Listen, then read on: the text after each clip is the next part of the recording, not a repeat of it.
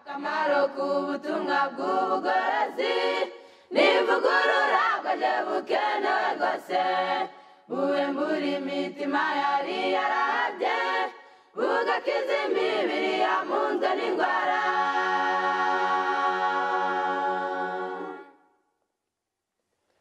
Akamaro k'ubutumwa bw'ubugorozi n'ivugurura bwaje bukenewe rwose ivugurura iyo rigeze mu mutima biga ibyaha byari byibasiye umuntu ubwo imibereho igahinduka misha hashingwa umushinga wo kunezeza abandi. Mwese abaduteze amatwi muri uyu mwanya turabaramukije mu ndamutso y'umwami wacu ngo Uwiteka abahire. Njye uhagaze imbere yanyu ni Habiyaremye Joseph Desire. Tugiye kwigana ijambo ry'Imana. Ijambo tugiye kwigana ni ijambo ritubwira ngo gusobanukirwa isano iri hagati y'ubukristo n'ubunyangamugayo. Reka tubanze dusenge. Turagushimye Data wa twese uri mu ijuru, tugushimira imbabazi zawe n'urukundo rwawe bikomeje kubana n'ubugingo bwacu. Turacyahumeka kuko dutije umwuka wo kubaho ubihimbarizwe. Tubarira amafuti n'ubugoryi n'ibyaha bigenda bituboneka uko bukeye nuko bwije, utwakire nk'abana bawe, utwagire kandi utuboneze. Ijambo ryawe tugiye kwiga muri uyu mwanya ritwungure twese kandi uzaduha amaherezo meza yo kuzakubona mu bwiza bwawe. Tubigusabye mu izina rya Yesu, amen. Bakundwa inshuti z'Imana muduteze amatwi, tugiye kwigana iri jambo rikomeye cyane ritubwira ngo gusobanukirwa isano iri hagati y'ubukristo n'ubunyangamugayo. Abantu benshi ku isi bajya bumva ko gusenga ntacyo bimaze, nta n'icyo byunguye, kandi ko kuba ntacyo badasenga ko ntacyo bibatwaye, ariko mu by'ukuri bifite icyo bitwaye. Ugasanga bari kwishingikiriza bati bariya basenga tubasumbya ubunyangamugayo, tubasumbya imico myiza, ntiturwana, ntitwiba, ntidusambana, ntidukora ibibi. Ariko kandi n'abandi basenga nibo usanga bazambya imiryango yabo, nibo bifata nabi, nibo bigaragambya, nibo bafite imico mibi. Bakagaragaza neza ko kudasenga ndetse no gusenga byose ntacyo bimaze, igifite agaciro ari ubunyangamugayo. Ariko kandi birakwiriye ngo dusobanukirwe neza ko hariho isano ikomeye cyane iri hagati y'ubukristo n'ubunyangamugayo. Reka nkubwire wowe uduteze amatwi uri hafi cyangwa kure, ubunyangamugayo ntibusimbura ubukristo, kandi ubukristo butagira ubunyangamugayo buba bwambaye ubusa. Ntacyo wakora ngo bitandukanye. Ni nk'uko ntacyo wakora ngo bitandukanye, kimwe gikorana n'ikindi. Iyo ugize ubunyangamugayo ukaba ukunda abawe, ubitaho, ukunda abanyu, ariko udasenga ngo uha agaciro ijambo ry'Imana, waragize amahirwe yo kurirarikirwa, yo kubwirwa kuryizera, ukabyanga. Ijambo ry'Imana ritubwira neza ko ubunyangamugayo butagira kubaha Imana mu mutima butazigira bukiza umuntu, kuko nabwo aba ari igice. Enda turaza kugerageza kubisobanura neza mu mwanya dufite. Reka tubanze dusome mu byanditswe byera ijambo ry'Imana. Turasoma mu gitabo cy'Abafilipi. Ndasoma igitabo cy'Abafilipi, igice cyaho ni ibice bitatu, umurongo wa 6. Hari amagambo ari kutubwira atya ati, Abafilipi, ndasoma ibice bitatu, umurongo wa 6. Haranditse ngo reka mpere ku murongo wa 5. Dore nakebwe ku munsi wa 8, ndi wo mu bwoko bw'Abisirayeli, ndi wo mu muryango wa Benyamini, ndi umuheburayo w'Abaheburayo, ndi umufarisayo ku by'amategeko, ku by'ishyaka narenganyaga itorero, ku byo gukiranuka kozwe n'amategeko nari inyangamugayo. Iri jambo rirakomeye, ni ibyivugo bikomeye cyane by'ukuntu Pawulo yari umuntu ukomoka mu bwoko bwiza. Ijambo ry'Imana ritubwiye neza ko yari umuheburayo, ko yakebwe hakurikijwe amategeko uko ameze, ndetse ijambo ry'Imana ritubwiye neza ko ku byerekeranye n'amategeko yari inyangamugayo, ariko ntabwo yizeraga Yesu. Ntabwo yari azi neza Yesu n'umurimo we. Niyo mpamvu iki gihe cyo yitwaga inyangamugayo yafashe inzira ikomeye cyane yo kujya kurenganya itorero ry'Imana. Imana iramwiyereka, ariko mu isi bigaragara neza ko nta kibazo afite. Bana b'Imana muduteze amatwi, iri jambo ni ryo gutekerezwaho cyane. Iyo dusomye mu gitabo cya Luka, Yesu igihe Mariya yarasabwe na Yosefu, ijambo ry'Imana ritubwira ko Yosefu yari umukiranutsi. Muzabisoma mu gitabo cya Luka.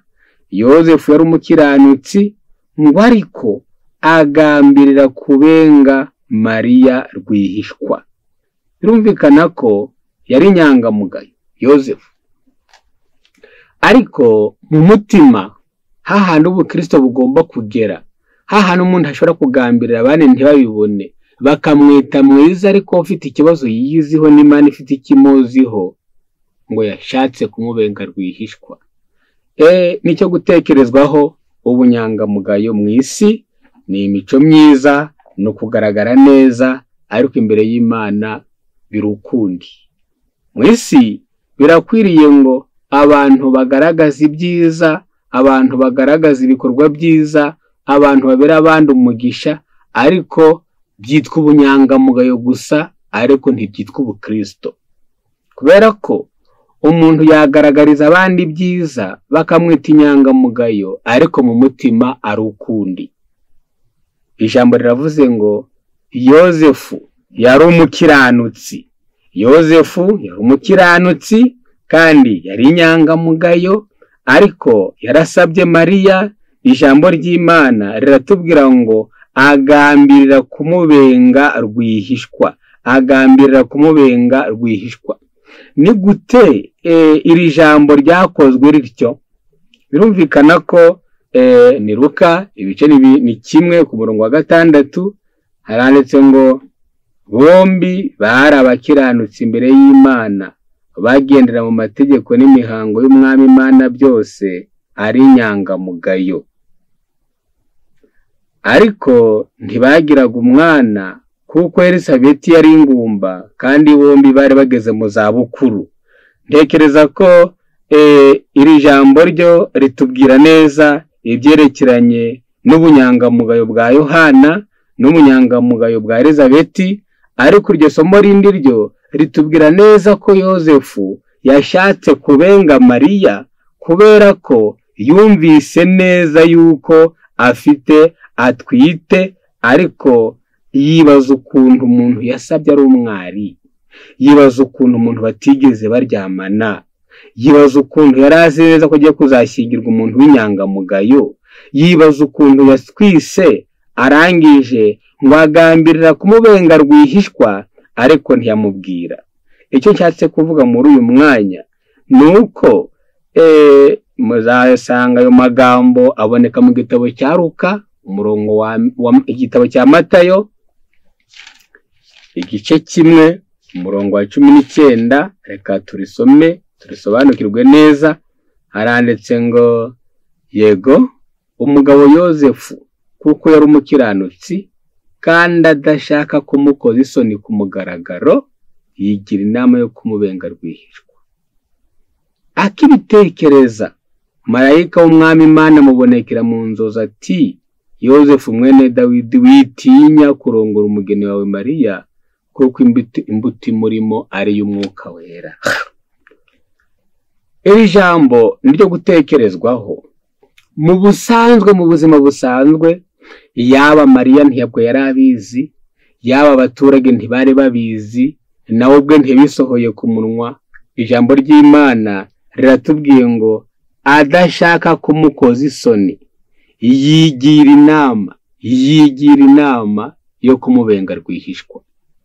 Ubunyangamugayo ni ukugaragarira abandi, ubukristo ni ukugaragarira Imana bikagutera kugira ubunyangamugayo.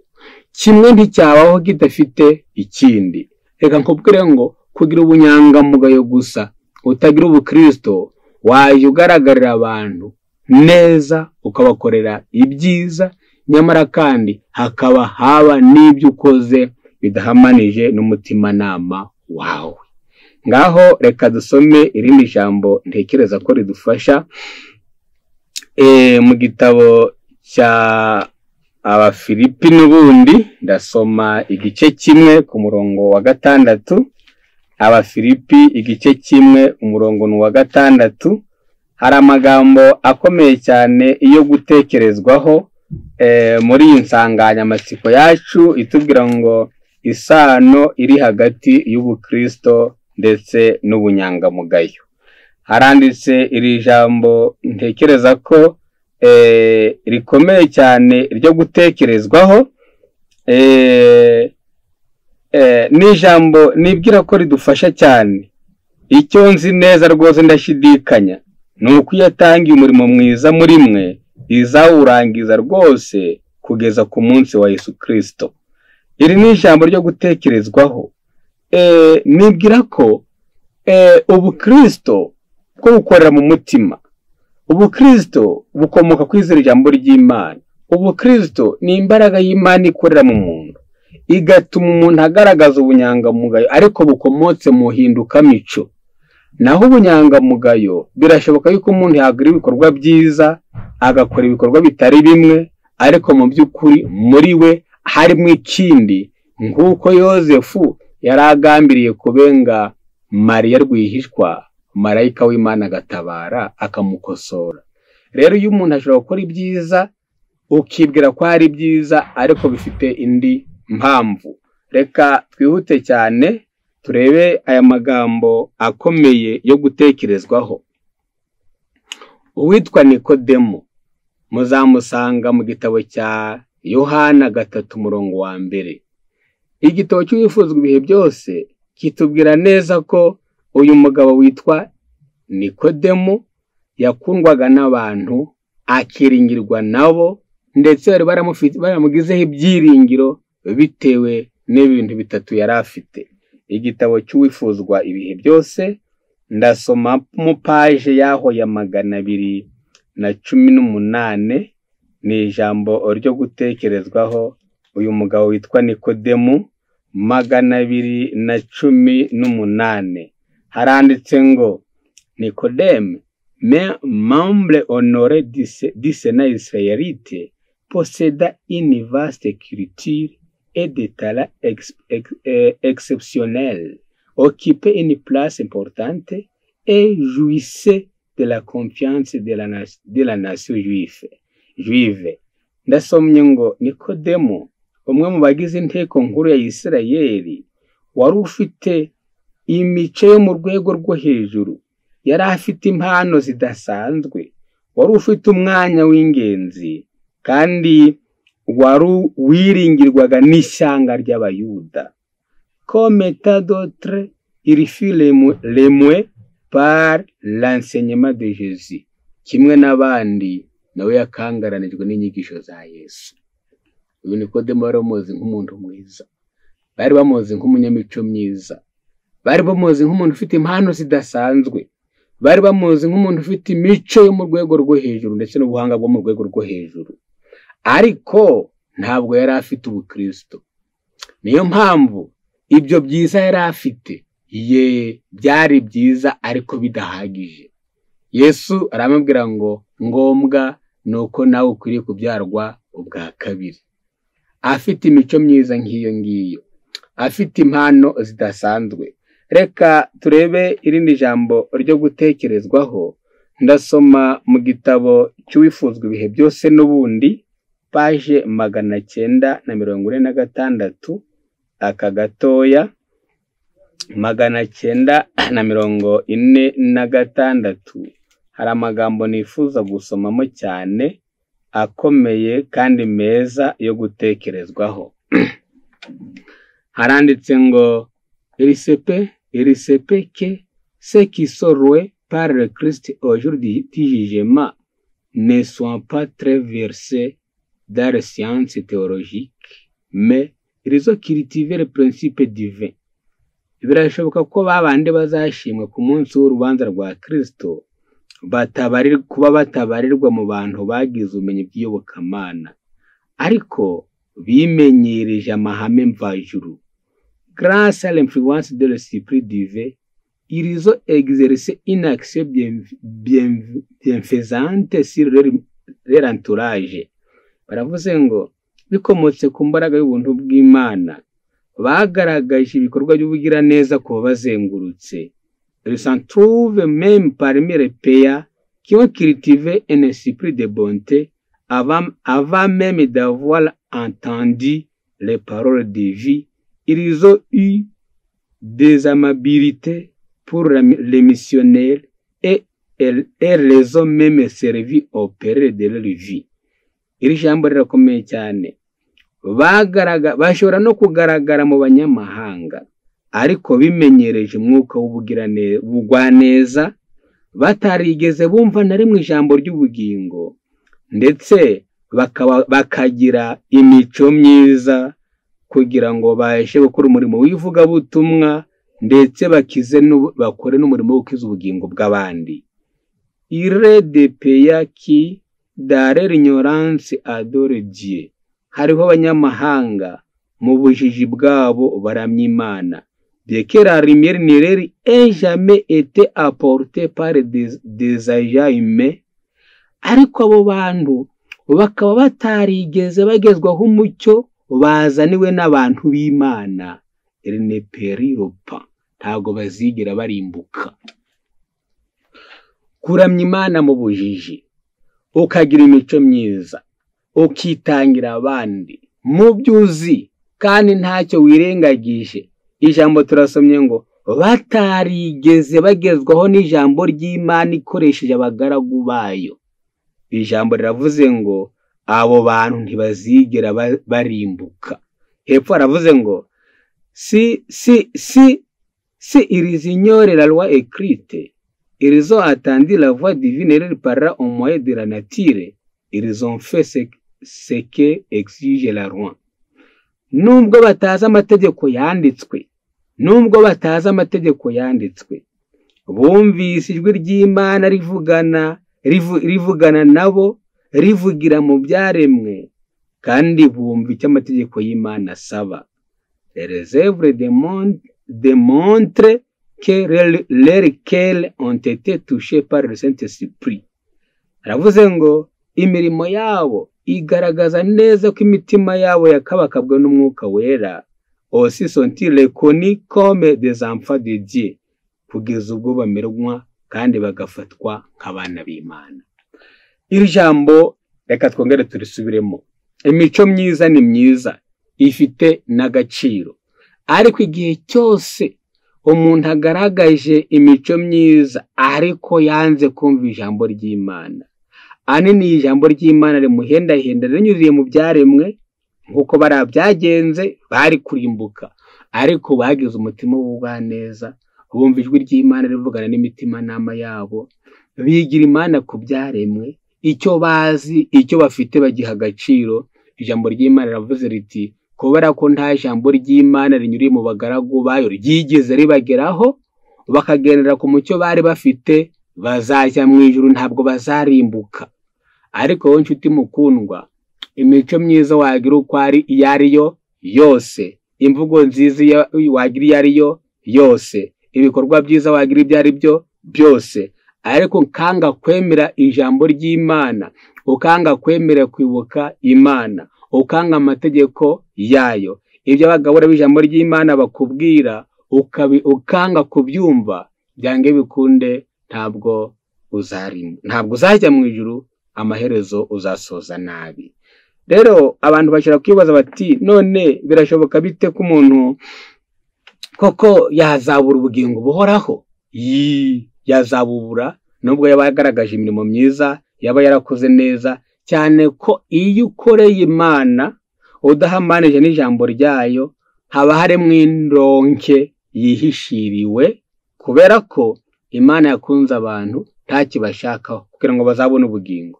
Ariko weho hari ikigutera gukora iyo atari ubukristo biguteye. None se iyo umuntu akoze bidatewe n'ubukristo akora ate? Ni amagambo yo gutekerezwaho. Kandi ubukristo butuma umuntu aba ate? Nacyo nicyo gutekerezwaho. Aya magambo aboneka mu gitabo cyitwa Imigani ya Kristo, page 79. Hari amagambo akomeye cyane yo gutekerezwaho. Imigani ya Kristo, page 79. Ndasoma iri jambo rikomeye cyane ritubwira ritya riti, ndashaka kwibuka rya somo twasomye ritubwira neza ko iyatangiye umurimo mwiza muri twe izawurangiza. Iyo Imana yinjiye mu mitima yacu, byanditse mu gitabo cy'Abafilipi 2:13 na 14, kuko Imana ari ibatera gukunda no gukora ibyo yishimira, mukore byose mutitotombana, mutagishanya impaka, nuko mube nk'abana bumvira hagati y'abigihe kigoramye cy'ubugoryi, abo mubonekeramo nk'amatabaza mu isi, mwerekane ijambo ry'umwuzuro, mwerekane n'ijambo ry'ubugingo. Reka nsome aya magambo, tekereza ko adufasha cyane. La parole de Dieu doit sanctifier nos rapports avec nos semblables. Ijambo ry'Imana rigomba kweza isano tugirana na bagenzi bacu. Reka nkubwire ngo uko ubona umuntu abana n'undi, ukabona abantu bagendana, rimwe na rimwe baba baryaryana, ubundi bafite icyo bakeshanyaho, cyangwa se umwe afite icyo ateze ku wundi. Ariko iyo ari ijambo ry'Imana ritumye tubana, rigeza iyo mibanire. Hepfo, le lever de la vérité ne produira pas l'esprit de rivalité. Igitubura gikomoka mu kuri ntabwo kizera umwuka wo kwigomeka, l'ambition, kwishyira hejuru, le désir d'occuper la première place, ntabwo umuntu azifuza gufata umwanya wa mbere. L'amour qui vient du ciel n'est ni égoïste ni versatile. Ijambo ry'Imana ravuze ngo ntabwo urukundo rukomoka mu ijuru rurangwa no kwikiburaho cyangwa se kwiharira kugira ubugugu. Il ne dépend pas des louanges des hommes. Nta nubwo urukundo rukomoka ku Mana rushingiye kugira ngo abantu bagushime. Hepfo haravuze ngo le cœur de celui qui reçoit la grâce du ciel déborde d'amour pour Dieu et pour ses en faveur desquels le Christ est mort. Iyo umuntu afite umutima wuzuyemo ubuntu bw'Imana, ngo aba yuzuyemo n'urukundo rukunda Imana, kandi urwo rukundo rugakunda n'abo Kristo yapfiriye. Ndakomeza hepfo, ni ijambo rikomeye. Chez lui, les mois ne cherchent pas à revendiquer ses droits. Muri we ntabwo muri uyu muntu ntabwo inarinze ihora iburanira mu kwirengera. Uyu muntu ufite urukundo rukomoka mu ijuru, inaringeye, mbega muri we ntahora yumva ashaka kwirengera. Iyo mico myiza itirengera ikomoka mu Bukristo. Iyo mico myiza ikunda abantu, utagambiriye kwishyira hejuru, ubwibone no gushyirwa mu mwanya w'imbere cyangwa se kwigomeka, ntabwo ikomoka mu nyoko muntu. Kwa kundi Pawulo yarari kwisobanura ko muka kwa Benjamini mu Baheburayo n'iki ko yari nyangamuye, ko yakebwe ku munsi wa kangahe. Oya we, byatumye atamenya Imana, bituma nawe yongera gupfa. Ibyo yarazi byose ngo byahindutse nkaho ari ubusa kubwo gutunga Kristo umwami wacu. Hepfo haranditse ngo il n'aime pas les autres parce que ceux-ci l'aiment ou lui plaisent, parce qu'il apprécie ses mérites, mais parce qu'il sont rachetés du Christ. Ntabwo akundira abandi kubera ko bamukunda, ntabwo akundira abandi kubera ko bamushimisha, ntabwo akundira abandi kubera ko bahagakira ibyo yakoze, ahubwo bakundira kubera ko bacunguwe na Kristo. icyo ni ikintu gikomeye cyane. Ubwo nibwo bukristo. Iyo umuntu avuga ngo afite imico myiza, manza urebe ko amukunda uwo yabyaye, yaramubyaye, ubwo ntabwo ari ubukristo. Ni imico nyine ariko si ubukristo, kuko n'abandi barabigira. Ndetse niba akunda abamuha akazi, niba akunda abamuhaye, niba akunda abamushimisha, bikagarukiraho gusa, ni imico ariko idashingiye ku bukristo. Iyo ari imico ishingiye ku bukristo, bigenda bite? Ijambo ry'Imana riratubwiye ngo uyu muntu wamaze kwakira ubutumwa bwiza, ubuntu bw'Imana bugakorera mu mutima we, ntakundira abandi kubera ko bamukunda. Kabiri, ntakundira abandi kubera ko bamushimisha. Gatatu, ntabwo akundira abandi kubera ko baha agaciro ibikorwa bye, ahubwo akundira abandi kubera ko bacunguwe na Kristo. Si ses mobiles, ses paroles et ses actions sont incompris ou méconnus, igihe imyitwarire ye, amagambo ye n'ibikorwa bye bititayeho cyangwa se ngo bimenywe, il s'enfonce pas mais continue courageusement sa route. Ntabwo bimubabaza, ahubwo arakomeza akerekeza mu nzira ye. Il reste membre et prévenant, ahora ari umuntu uri maso kandi w'umunyamico myiza, humble et néanmoins plein d'espérance, yicishe bugufi ariko yuzuye ibyiringiro, confia dans la miséricorde et l'amour de Dieu, yiringiye mu mbabazi n'urukundo rw'Imana. Buriya mu by'ukuri iyo umuntu avuga ati mfite imico myiza, manza urebe neza ko udakundira abandi kubera ko bagukunda. Manza urebe neza ko udakundira abandi kubera yuko bagushimisha. Manza urebe yuko ukundira abandi bitewe nuko baha agaciro ibyo wakoze. Igihe cyose gukundira abantu ko bagukunda, gukundira abantu ko bagushimisha, gukundira abantu ko baha agaciro ibyo wakoze, byitwa imico myiza. Naho ubukristo ni ugukundira abantu kubera ko Kristo yabapfiriye. Nubwo ibyawe, ibikorwa byawe, imyitwarire yawe, imvugo yawe, amagambo yawe bitahabwa agaciro, ukomeza ukajya mbere ufite urukundo no kwiringira imbabazi z'Imana. Ubwo nibwo bukristo. Rero bana b'Imana, iyo umuntu afite iyi mico, iyo umuntu afite ubukristo, nibwo butuma agira imico myiza. None se birashoboka yuko umuntu yagira imico myiza akagira n'ubukristo ariko ataboneka mu itsinda ry'abana b'Imana? Igisubizo ni oya. Reka twibaze uko ijambo ry'Imana ribivuga, kugira ngo nibura tubashe gusobanukirwa n'icyo umuntu akwiriye gukora. Mwibuke neza insanganyamatsiko iratubwira ngo isano iri hagati y'ubukristo ndetse n'imico myiza. Reka twihute turebe iyi paje maze dusome neza imico myiza iyo ariyo, twihuta cyane. Paje 53, imigano ya Kristo, haranditse ngo umurima n'isi, niko Kristo yavuze. Nous devons comprendre qu'il s'agit de l'église du Christ dans le monde. Tugomba kumenya ko Kristo akorera mu itorero rye mu isi. Cette parabole est une description de ce qui touche au royaume de Dieu. Burya ngo uyu mugani ni imvugo, ni inyandiko yerekana neza ubwami bw'Imana, de son œuvre pour le salut des hommes, ndetse n'umurimo we mu byerekeranye no gukiza abantu. All cette œuvre est accomplie par l'église, kandi uyu murimo usohozwa binyuze mu itorero. Il est vrai que le Saint-Esprit est venu dans le monde entier. Ni iby'ukuri yuko umwuka w'Imana yaje mu isi yose, et qu'il opère partout dans le cœur, kandi ko umwuka w'Imana akorera ahantu hatari hamwe mu mutima. Mais c'est dans l'église que nous grandissons et mûrissons pour le grenier céleste. Ariko mu itorero niho dukurira kugira ngo tuzatwite kuzahunikwa mu bigega byo mu ijuru. Ntacyo wakora ivuze ngo ngewe nsindirirwa ndajya mu itorero, ngewe nzasengera hariho hose. Oya, iyi mico yawe myiza izagira imbaraga, izakura, izatuma uzabona ubugingo buhoraho ari uko wakuriye mu itorero. Niyo mpamvu itorero rifite ubushobozi bwo kubungabunga no gutuma ubukristo bwawe, ubukristo bwanjye bugira agaciro. reka tuvuge gatoya ku bintu bikomeye cyane biranga imico myiza.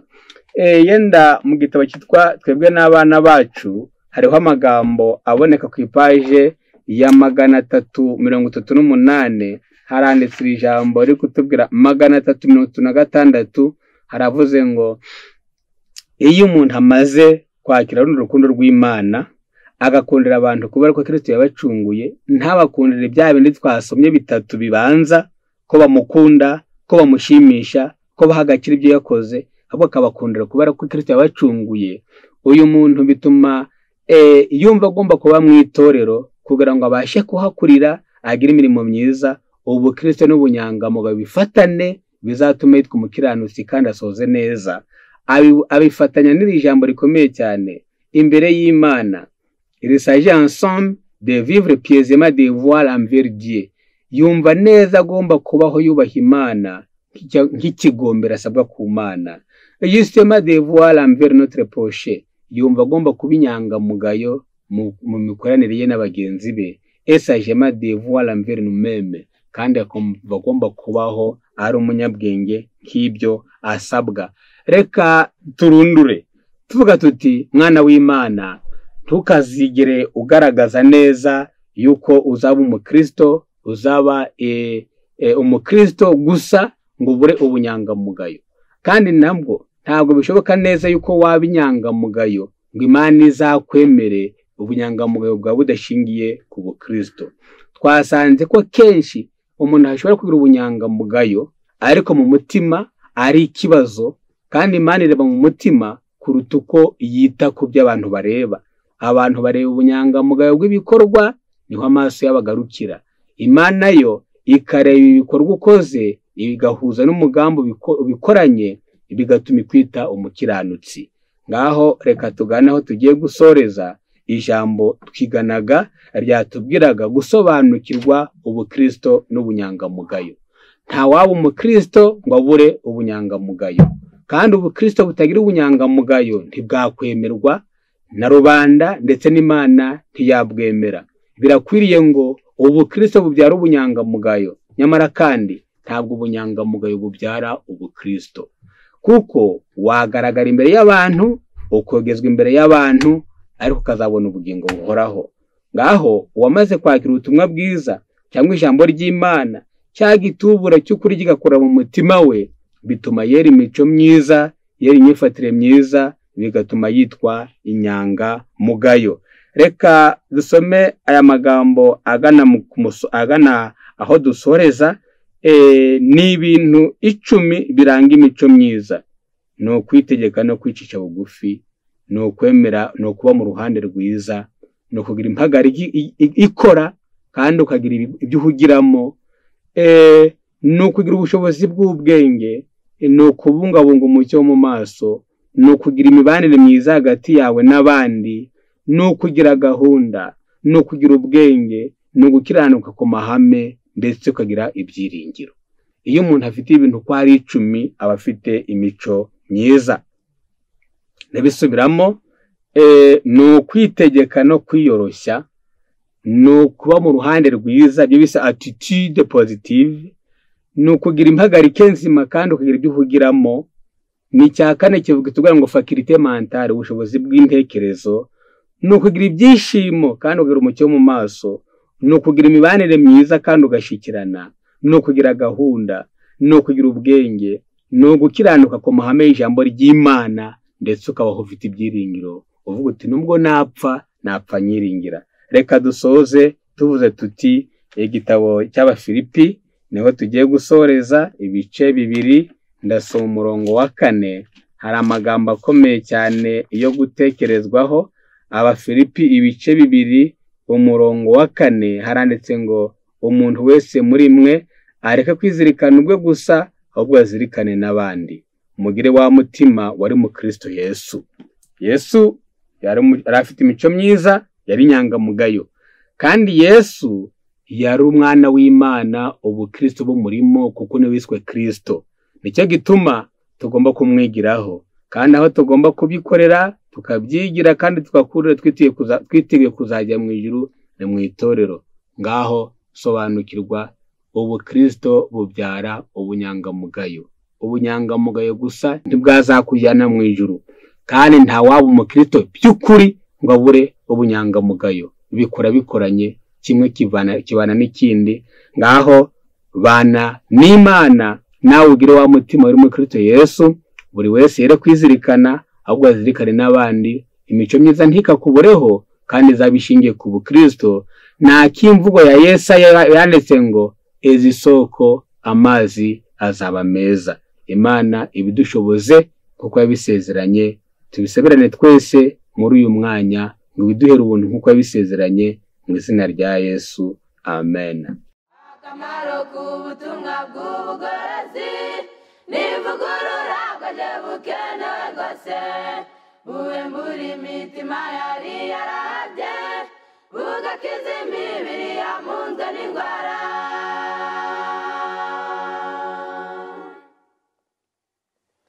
Akamaro k'ubutumwa bw'ubugorozi n'ivugurura bwaje bukenewe rwose, ivugurura iyo rigeze mu mutima, riga ibyaha byari byibasiye umuntu, ubwo imibereho igahinduka misha, hashingwa umushinga wo kunezeza abandi.